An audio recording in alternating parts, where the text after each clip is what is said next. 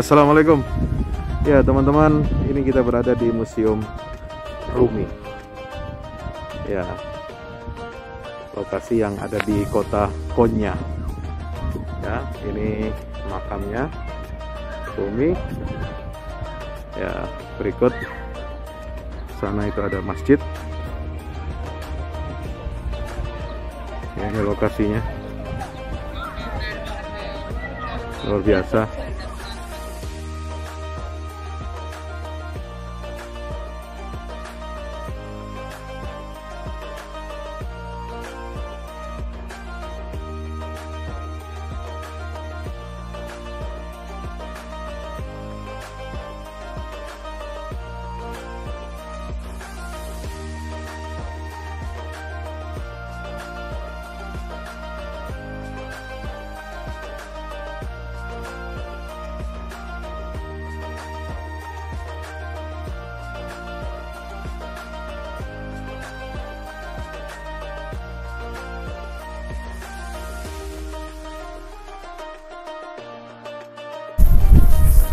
Assalamualaikum warahmatullahi wabarakatuh, sahabat musafir dakwah yang dirahmati Allah Ta'ala. Siang hari ini tanggal 24 Maret ya, pukul berapa nih? Kurang lebih jam 6 sore waktu Indonesia Barat. Di sini baru jam 2 siang. Kita sudah sampai di Museum Maulana Jalaluddin Ar-Rumi. Alhamdulillah. Ayo kita lihat ke dalam. Siapa sosok Maulana Jalaluddin Rumi dan bagaimana pemikirannya, pengaruhnya di dunia Islam. Kita akan lihat. Ini saya akan jelaskan kepada Anda ya. Inilah komplek pemakaman, komplek makam, dan juga dulu adalah madrasah tempat beliau mengajar dan mendidik murid-muridnya ya, sebagai jalan metode pendekatan untuk menuju Allah Subhanahu wa Ta'ala. Inilah komplek Museum Jalaluddin Rumi. Khas ya, menaranya dan kubah-kubahnya itu adalah era Daulah Bani Saljuk, Saljuk Rum ya. Karena beliau ayo kita jambil jalan. Beliau ini kelahiran 1207 ya, sampai beliau wafat 1273 Mas.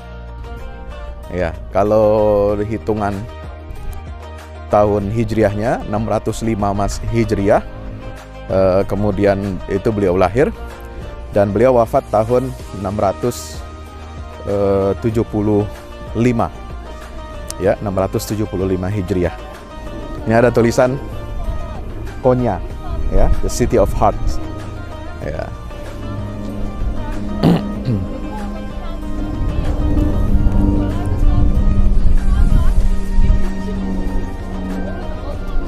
Ya, bagaimana sejarahnya?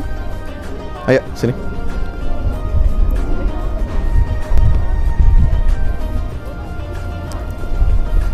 Ini biasanya kalau musim panas sangat ramai sekali.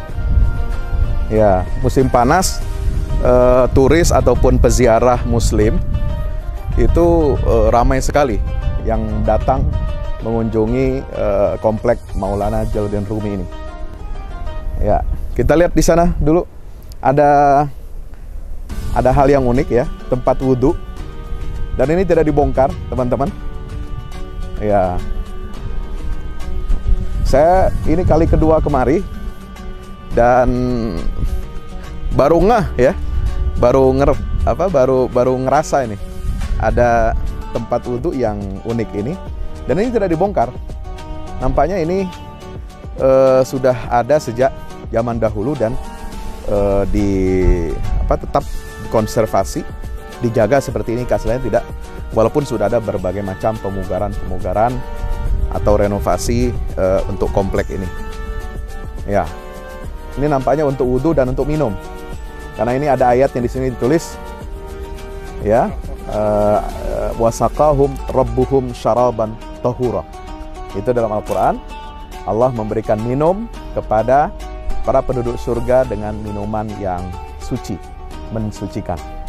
Jadi bagaimana sejarahnya Maulana Jalaluddin Rumi ini sampai ke negeri Konya, negeri Turki Saljuk. Ya, beliau ini sebenarnya lahir di desa atau wilayah Balakh. Balakh itu adalah wilayah kerajaan Khawarizmi, ya, Khawarizm yang sekarang ini berada di Persia Utara, yaitu sekarang ada di wilayah Afghanistan. Ya, beliau ini ayahnya adalah seorang ulama terkenal yang bergelar Sultanul Ulama. Sultanul Ulama, namanya Syekh Abdurrahman, ya, Syekh Abdurrahman. Nah, Syekh Abdurrahman ini ayah daripada Maulana Jalaluddin Rumi. Ini adalah ulama yang terkenal dan banyak mengkritisi pemikiran-pemikiran menyimpang di masanya, sehingga Sultan Khawarizm memberikan isyarat agar beliau hijrah supaya tidak diganggu atau tidak dimusuhi oleh rakyat maupun ulama-ulama yang berseberangan gitu ya. Nah, lalu kemudian beliau mendapatkan undangan ayahnya siapa?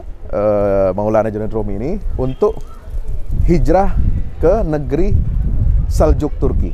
Ya, undangan itu disampaikan oleh Sultan. Nah, ini kelompok masjidnya ya, teman-teman ya. Disampaikan oleh Sultan Alauddin Qayqubad. Ya, Sultan Alauddin Qayqubad. Siapa Sultan Alauddin Qayqubad? Ini sultan yang memerintah pada masa terakhir kejayaan Daulah Bani Saljuk, Daulah Saljuk, ya. Nah, itu kalau kita lihat, teman-teman nonton film Ertugrul, dirilis Ertugrul, Alauddin Qayqubad inilah yang memberikan gelar kepala suku atau base untuk perbatasan wilayah Saljuk dengan wilayah Bizantium. Itu diberikan kepada ayahnya Osman Ghazi, yaitu Ertugrul. Itulah Alauddin Qayqubad, ya. Kita lihat dia memberikan pakaian kebesaran dari Kesultanan Seljuk, menandakan bahwa Ertugrul adalah sebagai kepala dari kepala suku yang ada di perbatasan dengan Bizantium. Nah, Alauddin Qayqubad ini yang mengundang bapaknya Jalaluddin Rumi untuk datang ke negeri Konya. Konya waktu itu adalah pusat peradaban atau pusat istana kerajaan Saljuk. Nah, ini tempat madrasah-madrasah, kamar-kamar sufi, ya, yang didirikan oleh siapa? Boleh kita lihat di sini.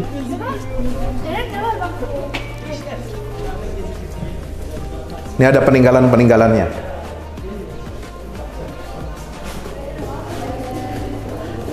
Ini aneka lampu, sambil kita menjelaskan ya tentang sosok beliau.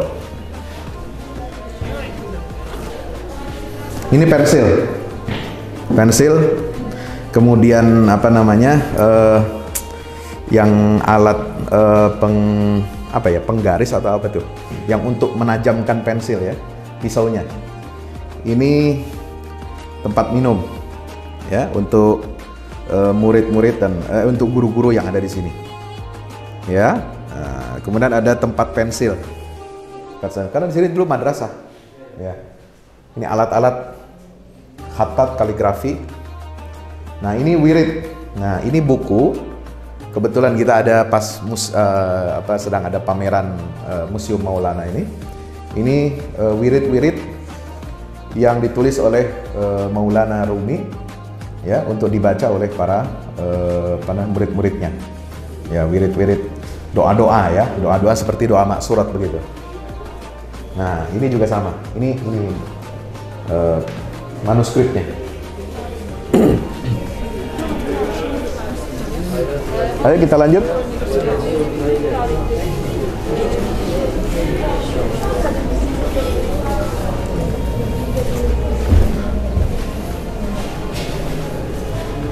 Nah, ini pameran dari apa? Masnawi. Nah, ini kitab Masnawi, itu kitab yang sangat tebal, isinya itu ada 20.700 bait syair. Ya, 20.700 bait syair. Ya, ini pertama kali yang manuskrip ini ditulis tahun atau diterbitkan tahun 1372. Artinya setelah beliau itu wafat tahun 1272 Masehi, ya. Ya. Penulisnya itu ada ditulis Hasan bin Utsman Al-Maulawi. Ya, Al-Maulawi itu nama tarekat. Ya. Tarekat Maulawiyah, ya. Hasan bin Utsman ini tulis tangan muridnya beliau. Dari kitab Masnawi itu adalah yang ini ada di belakang saya, ya. Ini adalah masterpiece-nya agak kemari. Masterpiece-nya karangan karya sufi dari Maulana Jalaluddin Ar-Rumi. Ada 20.700 bait syair yang merupakan inti daripada ajaran-ajaran daripada Rumi. Nah, manuskrip ini diterjemahkan ke dalam berbagai bahasa. Ya, ada yang pertama kali ke bahasa Inggris, lalu bahasa Prancis, kemudian ke bahasa Arab karena ditulis dalam bahasa Persia. Ya, ada penulis seorang orang Inggris, ya, orientalis, itu namanya Reynold Allen Johnson, itu menulis dan meneliti selama 25 tahun untuk menerjemahkan 20.700 bait syair Maulana Rumi yang isinya adalah tentang bagaimana konsep cinta dalam pendekatan diri kepada Allah SWT. Konsep cinta ini, mazhab cinta itu adalah terkenal dari Maulana Rumi. Oke, kita lihat di sini alat musik tamborin, ya, tamborin ini. Kemudian ini alat musik kapus atau apa itu ya namanya? Bahasa Turki. Apa kalau kita lihat serial Ertugrul Osman itu namanya kapus, ya, untuk nyanyian Turki. Nah, ini seruling-serulingnya. Nah, syair-syair Rumi tentang seruling itu banyak, lumayan. Ini udah lumayan Itu. Yang mana? Rebana. Oh, ini rebana. Ya, teman-teman. Jadi ada seruling, ada rebana. Nah, ini sebagai alat untuk mengingatkan orang kepada Allah. Ketika tarekat Maulawiyah ini kan menggunakan tarian, ya, tarian derwish, tarian yang berputar untuk apa namanya sarana untuk mengingat Allah Taala. Nah, ini ada jadi ini musik mengiringi, ya, zikir. Nah, inilah contohnya, ada duf, ada rebab dan lain sebagainya. Oke, kita keluar.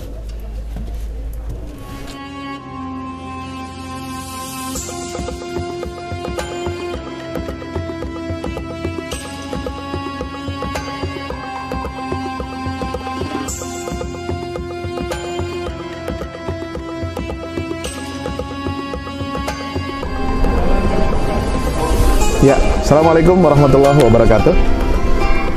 Kita sudah menyaksikan pameran-pameran, benda-benda, peninggalan-peninggalan Madrasah Jalaluddin Rumi. Siapa Jalaluddin Rumi yang kita kunjungi saat ini?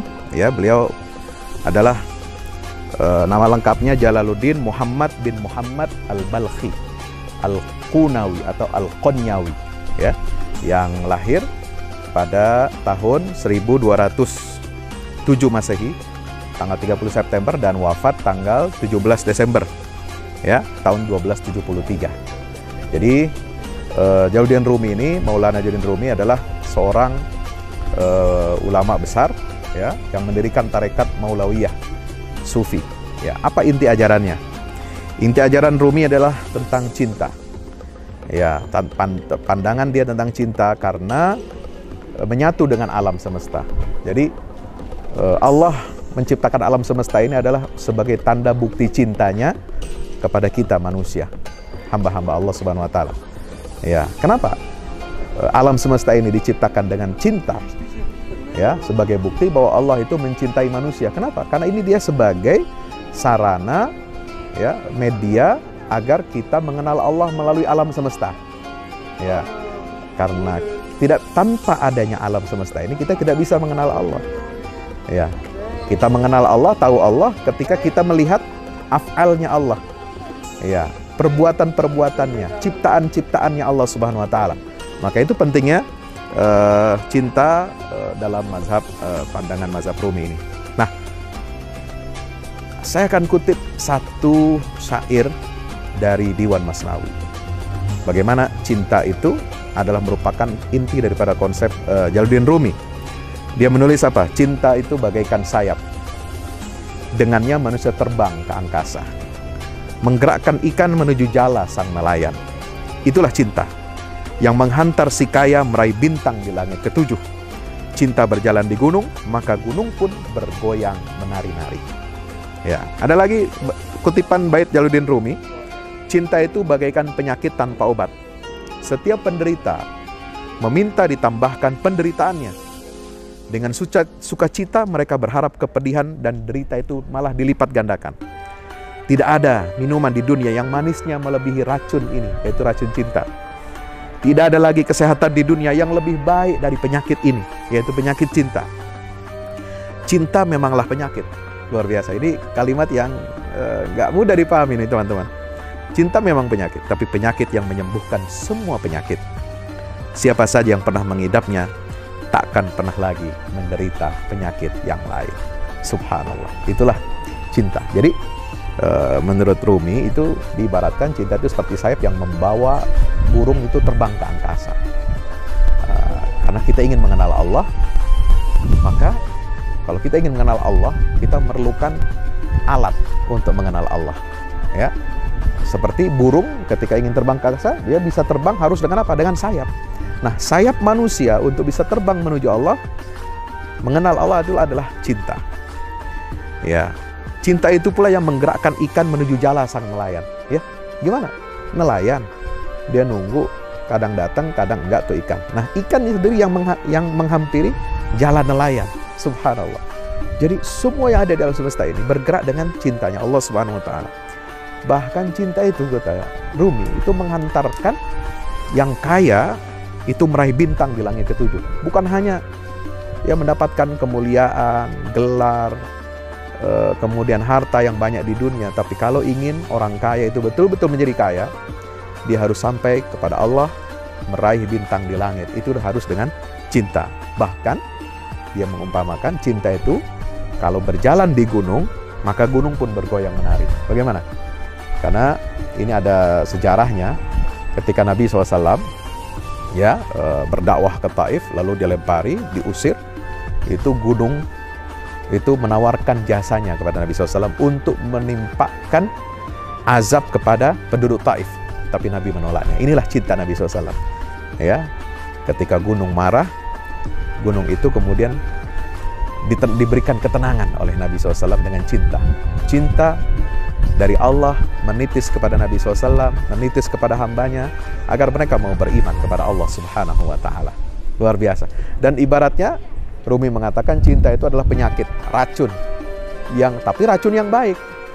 Ya, seperti bakteri, ya, ada bakteri yang baik, ada bakteri jahat. Nah, ini bakteri baik ini, itulah cinta. Yang mengalahkan semua penyakit, yang mengalahkan bakteri-bakteri lain. Kalau sudah mengidap penyakit cinta ini kepada Allah, maka dia tidak akan lagi menderita dengan penyakit-penyakit dunia yang lain. Hubbud dunya wa karahiyatul maut, cinta dunia dan takut mati. Jadi teman-teman, tarekat ini, tasawuf, ya, akhlak itu penting. Saya bukan penganut tarekat, saya bukan ahli tentang tarekat, tetapi tarekat kita umat Nabi Muhammad SAW adalah mengikuti jalannya Nabi SAW, jalannya para sahabat Rasulullah SAW, jalannya salafus saleh, ya. Itulah tarekat kita semua. Tarekat itu apa? Jalan. Ya, kalau dalam bahasa Qurannya itu siratal mustaqim, jalan yang lurus. Jalan yang lurus itu kita mengikuti jalan siapa? Siratal ladzina an'amta alaihim, jalan orang-orang yang telah diberikan nikmat oleh Allah, yaitu siapa? Minan nabiyyin wasiddiqin wasyuhada wassalihin, yaitu para nabi, orang-orang yang benar dalam keimanannya, orang-orang yang mati syahid, dan orang-orang saleh. Nah, itulah jalan cinta tarekatnya umat Nabi Muhammad Sallallahu Alaihi Wasallam. Kita harus ittiba kepada Rasulullah SAW dalam ibadah, dalam tata cara berzikir, dalam segala hal, dalam aspek menyelenggarakan kehidupan kita sehari-hari kita, ya, memperbaiki akhlak kita, memperbaiki budi pekerti kita, mendidik anak kita, mendidik keluarga kita, bahkan berkhidmat, berdakwah, beramar ma'ruf nahi mungkar, senantiasa mencontoh Nabi SAW dan para salafus salih, sahabat, tabi'in dan tabi'in. Itulah jalan cinta tarikatnya umat Nabi Muhammad SAW. Jadi tidak perlu kita gaduh dengan sekarang ada urusan macam-macam, ya, menggambarkan di sini bagaimana ada yang ingin melebur dan sebagainya. Saya kira itu bukan urusan kita, ya. Soal akhir zaman ini adalah perkara yang gaib. Soal Nabi Khidir, Imam Mahdi adalah perkara yang gaib. Kita hanya diminta oleh Allah dan Rasulnya untuk tegak berdiri, ya, istiqomah di atas jalan yang lurus, istiqomah di atas jalannya para nabi, para siddiqin, para syuhada dan salihin. Mudah-mudahan Allah selamatkan kita, ya, jangan sampai kita terjerumus kepada hal-hal yang menyimpang, ya, dan kita harus banyak belajar dari para ulama-ulama terdahulu. Imam Ibnul Jauzi menulis kitab Talbisu Iblis. Bagaimana iblis itu menggoda dan menyimpangkan manusia, termasuk dengan cara peribadatan, dengan cara yang menyimpang dari jalan Allah, dari jalan Rasulullah SAW dan salafus salih. Imam Ibnu Taimiyah juga menulis kitab Al-Furqan Baina Auliya'ir Rahman wa Auliya'is Syaitan, pembeda antara wali-walinya Allah dan wali-walinya setan. Maka kita mengikuti jalan mereka, ya, supaya kita tetap tegak lurus di atas siratal mustaqim, ya. Terima kasih perhatiannya. Kita jumpa lagi, sahabat Musafir Dakwah. Wassalamualaikum warahmatullahi wabarakatuh.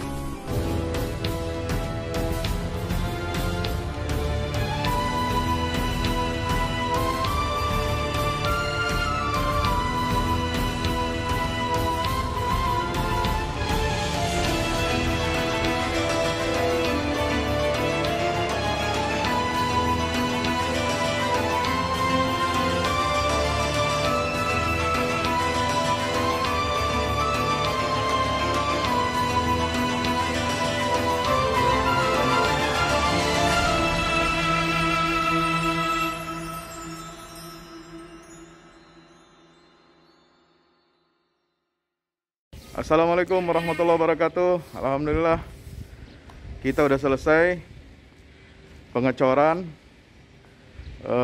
rooftop, ya. Itu tangga buat ke bawah. Yang ini di atas buat toren 2 biji. Ini semua udah dikeliling tembok. Ya, ini untuk lantai paling atas buat futsal, buat jemuran, buat tanaman hidroponik juga ntar insya Allah, ya. Terus support, ya, teman-teman. Alhamdulillah terus selesai pengecorannya semuanya, ya. Ini progres kita terbaru, dan jadi buat olahraga, buat utilities, ya, multiguna. Nah, kita turun sini semua. Ini lantai 3. Ini untuk asrama, ya, untuk kamar-kamar, dan nah, di situ musola. Nanti di situ musola, ya. Ini kamar-kamar dan musola buat santri-santri tahfiz kita, insya Allah.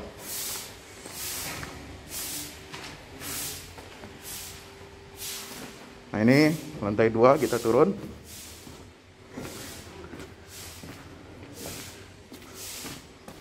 Ini untuk kelas-kelas, ya, kelas-kelas tahfidz, kelas-kelas tadabbur, insya Allah. Mau udah jadi, alhamdulillah, dengan dukungan antum semua. Nah, tinggal ke bawah, di sini buat aula semua di sini, ya. Mohon doanya terus, mudah-mudahan berkah, mudah-mudahan cepat jadi finishing. Kira-kira finishingnya ini butuh 1,5 M lagi, ya. Mudah-mudahan. Al-Fatihah. Al-Fahmu Institute mempersembahkan serangkaian buku karya Ustadz Fahmi Salim LCMA. Buku pesan-pesan tauhid untuk negeri di masa pandemi. Buku mutiara ilmu-ilmu Al-Quran.